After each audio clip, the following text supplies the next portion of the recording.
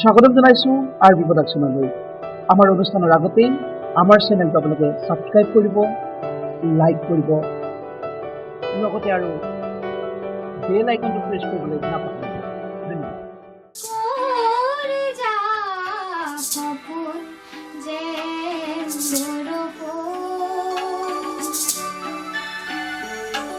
নমস্কাৰ। পোনপ্ৰথমে মই ঋতুৰাজে আজিৰ এই বিশেষ অনুষ্ঠানলৈ আপোনালোক স্বাগতম জনাইছোঁ। আজিৰ এই বিশেষ অনুষ্ঠানত আমি আহি উপস্থিত হৈছোঁ যোৰহাটৰ তিলিকীয়ামৰ এগৰাকী প্ৰতিভা সম্পন্ন কণমানিৰ কাষত। তেওঁৰ নাম হৈছে শ্ৰী সৰ্বাণী শইকীয়া।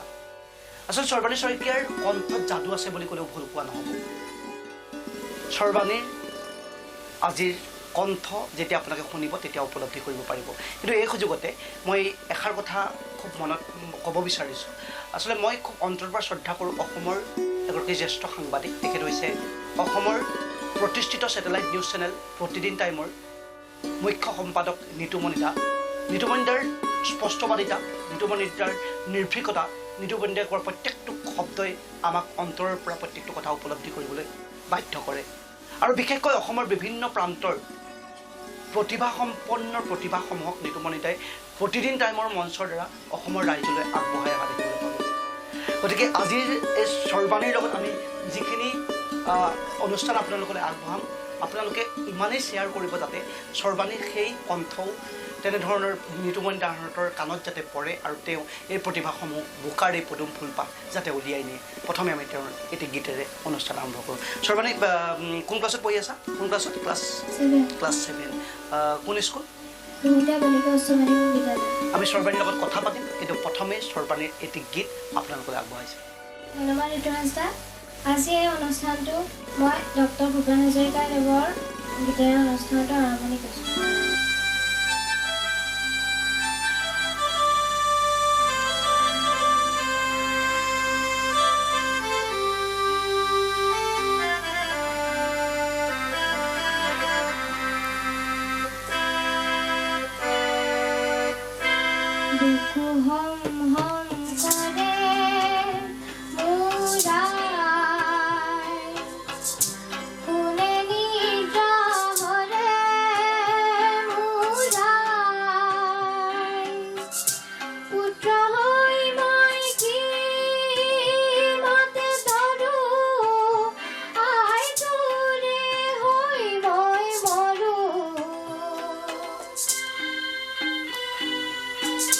বুকু হম হম কৰে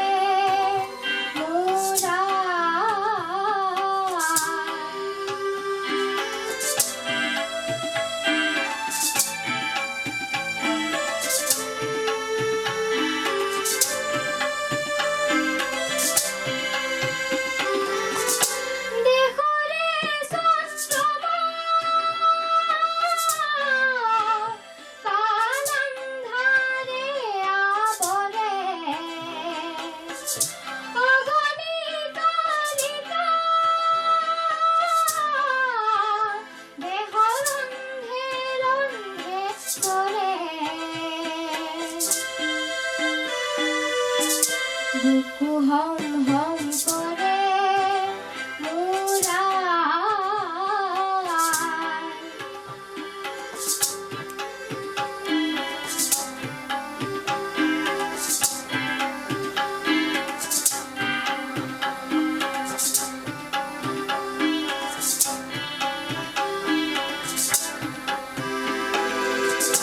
বৰ্জ সমধি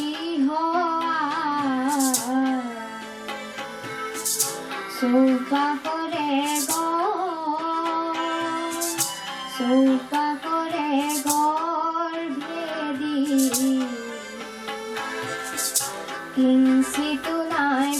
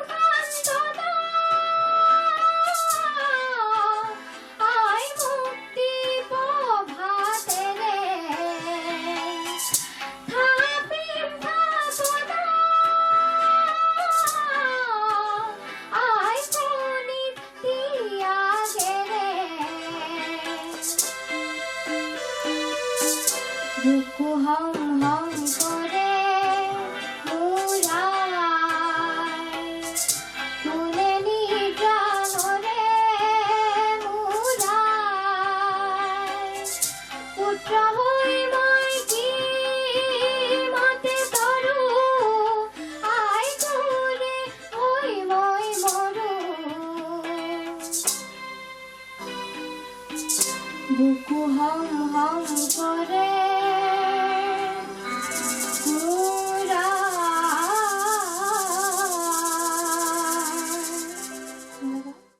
এয়াই হৈছে সৰ্বাণী শইকীয়াৰ কণ্ঠ।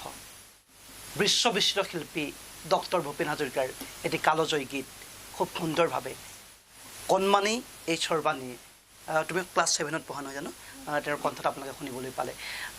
আচলতে এয়াই হৈছে বোকাৰ পদুম ফুল। মই সৰ্বাণীক আগৰ পৰা চিনি নাপাওঁ, আকস্মিকভাৱে তেওঁৰ দেউতাকক লগ পাইছিলোঁ আৰু দেউতাকে কৈছিলে মোৰ ছোৱালীজনীয়ে বিভিন্ন জেগাত প্ৰতিযোগিতাত অংশগ্ৰহণ কৰে, পুৰস্কাৰ পাবলৈও সক্ষম হৈছে, কিন্তু এনেধৰণে আগবঢ়াই দিব পৰা নাই, গতিকে কিবা এটা কৰিব পাৰি নেকি, চেষ্টা কৰিবাচোন।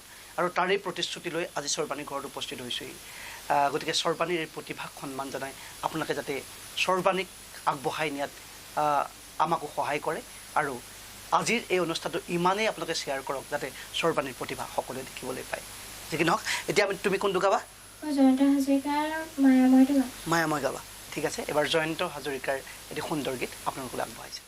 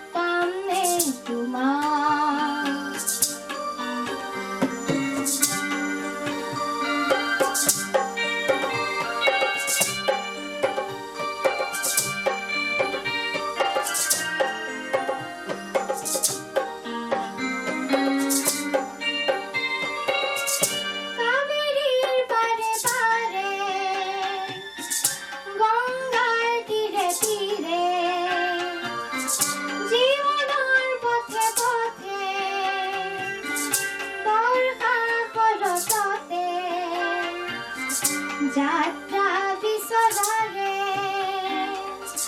তোমাকে বিচৰাৰে মায়াময় ৰূপালী জোনা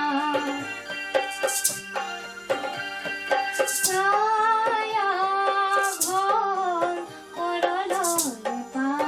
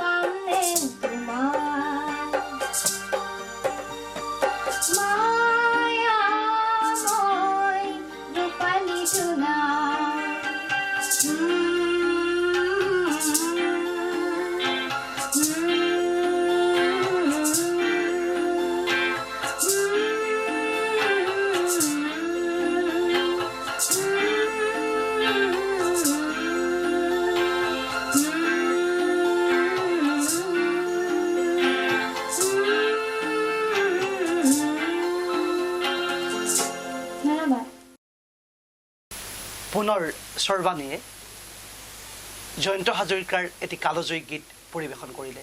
আচলতে এই বয়সতে ক্লাছ 7তে বিশ্ববিষ্ট শিল্পী ডক্টৰ ভূপেন হাজৰিকা, জয়ন্ত হাজৰিকাৰ দৰে গীত পৰিৱেশন কৰাটো ইমান সহজ কথা নহয়। সৰ্বাণী, খুব সুন্দৰভাৱে তুমি গীত পৰিৱেশন কৰিছা, তোমাক ধন্যবাদ জ্ঞাপন কৰিছোঁ। আৰু সৰ্বাণীৰ এই প্ৰতিভাৰ প্ৰতি সন্মান জনাই আমি নেক্সট আৰু এটি অনুষ্ঠানত সৰ্বাণীৰ আৰু কেইটামান গীত আপোনালোকে আগবঢ়াম।